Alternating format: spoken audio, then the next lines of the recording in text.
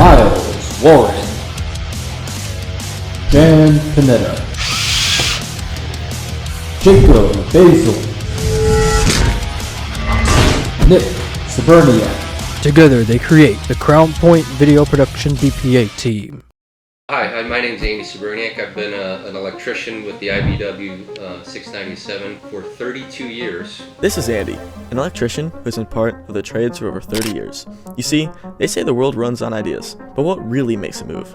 It's the skills, the hands-on knowledge that rebuilds cities, lights up our homes, and keeps the digital pulse beating. We're talking about the trades, where every connection matters, where the current of progress is in your hands. Today, we asked Andy several questions as a senior electrician about his line of work. What initially inspired you to pursue a career as an electrician, and what steps did you take to get started? So I knew that I wanted to work with my hands. I wasn't the type of person that wanted to, sit behind a desk or, be in that environment. Really enjoyed building something and watch it come to fruition and complete a project. As far as the steps to take, there's any number of trades. You just apply for an apprenticeship. My apprenticeship was through Local 697 IBEW. The initial process of taking an aptitude test, and once you get past that, there's an interview process and then the selection of different people that join the group. What advice would you give to a middle school or high school student who's considering the electrical trade? So getting into the trades has some advantages versus college. You don't have to incur that debt of going to college. You get paid a good wage while you're learning. You've got to be able to adapt to different environments. You could be working out in the cold or in the heat, clean places, dirty places. But it's for people that really want to work with their hands and, build something and see the completion and the satisfaction of building a project. What are some common misconceptions about the electrical trade? A lot of misconceptions are that electrical work cannot be, or is not physically demanding, but it can be very physically demanding. There's many times where you could be up and down an 8-foot ladder 50 times in a day, or you could be 4 foot down on the ground in a trench in mud up to your knees. There's also a lot of, heavy lifting, big copper wire that's very heavy. So not only do you have to be able to work and grind all day long, but there's a lot of technical aspects of the job as well, as far as planning your work and knowing the dangers of the work. That's probably the other thing, is the dangers of being an electrician. You have to be smart about what you're doing and know where to put your hands and not put your hands, and keep yourself out of trouble.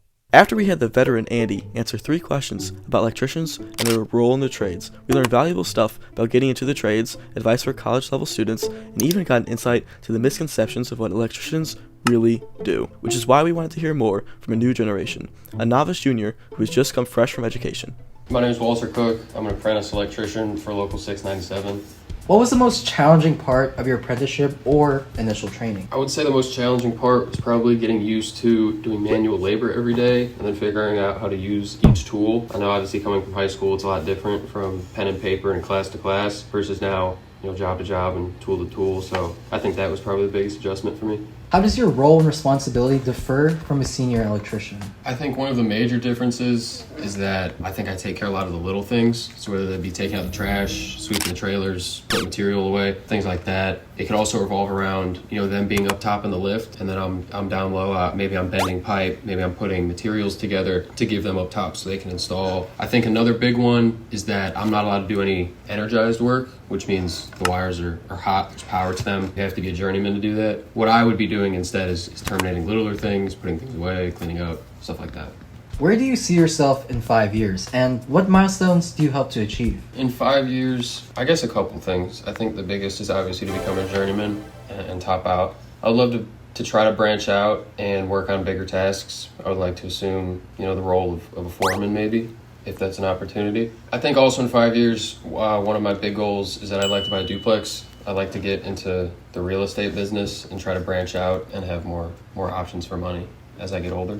So with all that said, we're super glad you joined us on this journey about electricians and their roles in the trades. Because like we prefaced in the intro, they are the ones building the cities we walk in, the lights of homes we live in, and innovation is forever lasting in the electrical field. It is important to dive deep into the journeys of these trades workers, because everything they do mostly goes unseen, which we felt was unjust for just how much work and effort is put into this field for our society. You could call them the superheroes of this world, which was the theme we wanted to bring to you today. Join us next time at SLC to see us dive deeper into the cosmetology of trades.